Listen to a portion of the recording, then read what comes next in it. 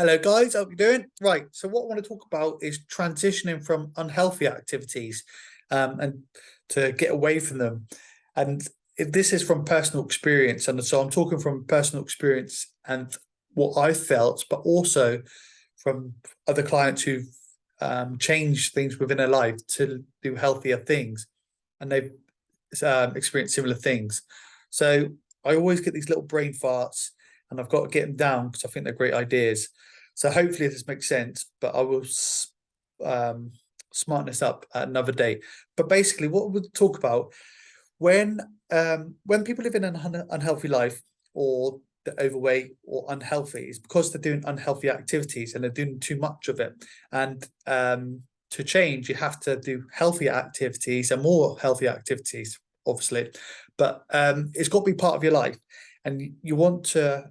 It doesn't want to be a chore, feeling like you have to stop something, but you got to want to be able to do it naturally. So you can look at things that kept you in an unhealthy way and repel them or don't want them no more. So, for example, you can look at sweets or chocolate if that's your nemesis and not want them as much as you did when you're in an unhealthy position. And there's a transition that people go through, and it's also there's reasons why people do that. So let's jump into it. So there's a lot of I call them nemesis because they are nemesis of what keeps people in an unhealthy way, healthy body, which is different things. So it could be alcohol, could be sweets, could be caffeine, it could be processed food. Now, I'm not saying you shouldn't have them ever, but you should have a limit of them. Things should be done in right quantities. So if you have too much of them, you stay unhealthy. If you have a right amount of them, you're fine. And the less of them, the better. Now, alcohol, I'll talk about alcohol because that is probably one of the biggest enemies, or one of the biggest things that keep people in an unhealthy way.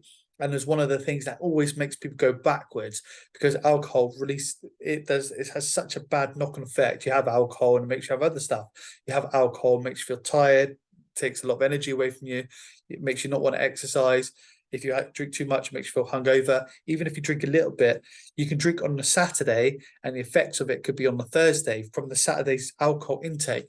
And what I mean is, you can have a big blowout on a Saturday, and then Sunday you feel hungover. On Monday, you still feel slightly hungover. Tuesday, you feel much better. On Wednesday, you don't feel hungover at all, and you don't think nothing of the alcohol, but you feel a bit annoyed with life, or you don't feel very happy. And that's the alcohol coming out of your system. People don't think it, and sometimes can be in quite denial, but it is the alcohol pushing out your system while you feel slightly down, or you can't be bothered to do anything. So alcohol is just, there's no goodness in alcohol. If someone could educate me the goodness of alcohol, I'd love to know, because it could, I might be learning something I don't know, but from what I've researched and from personal experiences and the experience of other, alcohol is just a no-go. So the best thing, you want to take yourself away from it as much as possible. Obviously have it in the right quantities. But when you're going through an unhealthy experience to a healthy experience, I'm just going to talk in extreme examples. So when, say you're trying to drink less alcohol, this is kind of the patterns, or take alcohol completely out of your life for a period of time just so you can become healthier.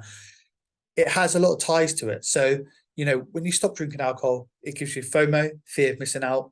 So if you're someone who used to going out quite a lot, if you're used to going out on a Saturday night, and you go out every other Saturday, or one Saturday every 3 weeks, or one, and then you just stop going out, then when your body's like, on that Saturday, will create anxiety feelings, and it will be like, I need to go out, or the feeling of going out. So it gives you FOMO, fear of missing out. When you don't have something for enough, you're used to having it, it gives you anxiety because you feel like, well, I'm not getting it, because it's the only satisfaction it gives you. Also, stuff like this gives you instant gratification, but it has a delayed consequence, massive delayed consequence. When you drink alcohol, endorphin release, which is probably the instant gratification. So you're so used to getting that endorphin release, and alcohol is a suppressor. So it suppresses things. So it can suppress sadness, it can suppress happiness, it can suppress, all sorts of stuff. So alcohol is a great suppressor for people to forget about a lot of things and just enjoy the moment. But the thing that you're enjoying has such a bad consequence in the future. It's a delayed gratification. So it's delayed consequence and instant gratification.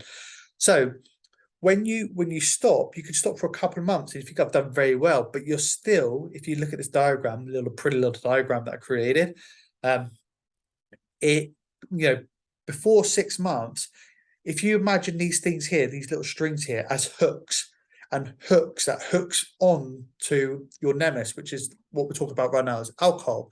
And even though you're trying to get away, it still has these hooks and it's trying to claw you back. And that FOMO is still there, the anxiety is still there, the want of the instant gratification is still there, the endorphin release is still there, and the want to suppress any kind of emotion, happy emotion or sad emotion, is still trying to claw you back to have that nemesis of the alcohol. Even after 3 months, you'll feel better, but it takes some time. And then the longer you leave it, the greater it feels. And they say with alcohol, I don't know how true this is, but I've read it a few times, not just on Facebook, but it says there's traces of alcohol within your hair follicles and stuff like that for up to 3 months. Quote, I need to confirm that's true. But then again, thinking about it would make quite a lot of sense, because a lot of people and myself, it wasn't until I hit about month 4, month 5, and I felt unbelievable, and I felt so good. Like I couldn't describe how amazing I felt, because I had no alcohol in me, and it was due to the fact that I stopped drinking alcohol. And I think for me, and it's similar to other people who I've spoken to who's gone through this process, you know, between 1 month and 3 is hard. I used to binge drink, so I missed going out because I just stopped myself doing it, because I get rid of temptation, and by going out, it was tempting me to do something that I didn't want to do. So I stopped that, so I'm missing that, FOMO, missing out, and like that. I had mad anxiety, no instant gratification, stuff like that. I used to suffer with depression. I think everyone had a lot of depression. Well, everyone's got the level of depression. It's just in different formats.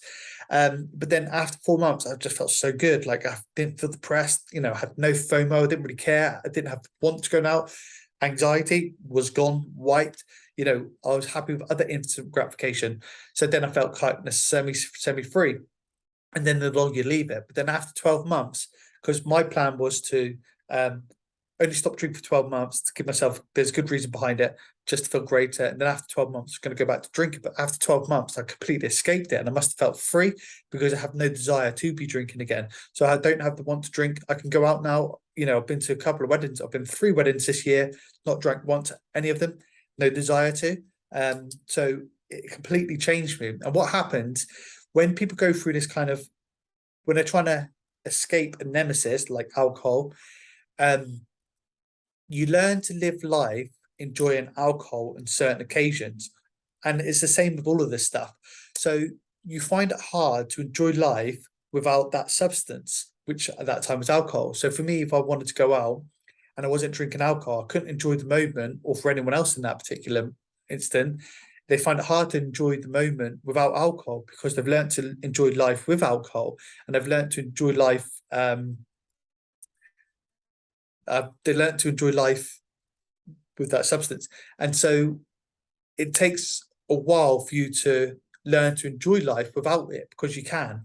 And once it's out of your life, you learn to enjoy life without that thing. And for me, I think is the greatest lesson that you can learn for yourself. And it's the same with everything. It's the same with sweets, same with caffeine. For a lot of people, it's a morning thing. So if they don't have their coffee in the morning, they can't enjoy a morning without coffee, and they can't enjoy the day because they haven't had their morning coffee. But that's because they've not learned to enjoy a morning without coffee. And it takes some time for your body to get used to not having coffee within the morning. And you can change it. You can change it for different things. So all of these things releases a chemical reaction to make you feel good. So alcohol, sweets, caffeine, processed food, and there's much more in there, releases a great feeling for why you're having it. It gives you instant gratification. But if you could learn to enjoy it in different ways, so like, I know this is all consuming, and the way we're going to enjoy it is different. You can, sorry, I'm thinking of 2 different things here. So you can change it for consumption of different, a healthy option. So it could be nuts, it could be green tea, it could be, Greek yogurt, it could be anything that's healthy, a healthier option. A salad, at the moment you might not enjoy, but you could make yourself enjoy it. It's just changing one habit to another habit. And instead of having sweets, you have fruit, different types of fruit. And then over the time, you'll crave the fruit over the sweets, and you'd rather the fruit over the sweets, because the fruit doesn't give you as much instant gratification as a sweets can, but it'll give you a delayed at the gratification, which is quite a quick one within an hour or so, or less than that, because of the goodness it does to you. And then you get used to that goodness feeling, and then your body will remind you when you have sweets, it makes you feel good, but then makes you feel crappy afterwards. But when you have fruit, it makes you feel good, and you get a sweet feeling, but it makes you feel really good afterwards too. And it's the same with green tea, same with nuts, same with all sorts of stuff. So that's the consumption way. And another way is you can release those feelings that all of those feelings give you, so alcohol, sweets, caffeine, processed food, by doing healthier activities like walking, or if you're now into the position where you're doing fitness and you enjoy fitness, have a really good fitness session. If you're someone who goes out partying all night long, or on a Saturday night, from crack of dawn to the crack of the morning, obviously that's a long duration, but then you can get used to once a week having a really big fitness session, like a 3 or 4 hour cycle or run, or big fitness session, or swim, or run and swim, or multiple. And then when you get used to doing it, after a few hours of exercising, a consistent exercising, you just feel amazing. You feel like your body's just had a complete inside wash. Of course, it's a complete delayed gratification, because when you go out partying, you'll have an instant gratification by drinking and smoking, whatever else you may be doing. But when you do big fitness sessions once a week, it takes some time, and it feels quite painful probably to start with, because you're doing a fitness session. But halfway through it, you might get second wind, or at a position where you get second wind and you feel amazing. And then afterwards, you feel so good. And then afterwards, you can have a pizza and you're still going to feel unbelievable, because you've released so much endorphins and you sweat so much stuff out to your body that your body can handle something naughty. But if you have something good, healthy afterwards, like a barbecue, because a barbecue normally you can make a barbecue quite healthy, your body feels even better. And that fitness session will give you a great feeling for many days afterwards, because of what you've done to yourself. So, but that's an extreme example. But it's learning to live life in a different way, enjoy life in a different way. It takes time, but once you go through the timeline sort of things and stop yourself from doing the unhealthy stuff to the healthy stuff, you transition your lifestyle from an unhealthy lifestyle to a healthy lifestyle. And sooner or later, you're going to naturally live that healthy lifestyle, and you're going to crave the healthy lifestyle. So you're so in tune with your body that that's what you go for rather than this. And then after a while, your body, instead of it feeling like a chore, it's just going to be a natural thing that you can do consistently, rather than have to consciously say, I can't drink this weekend and I got to eat this so I can lose this amount of weight. It's just going to be like, you're just going to naturally live.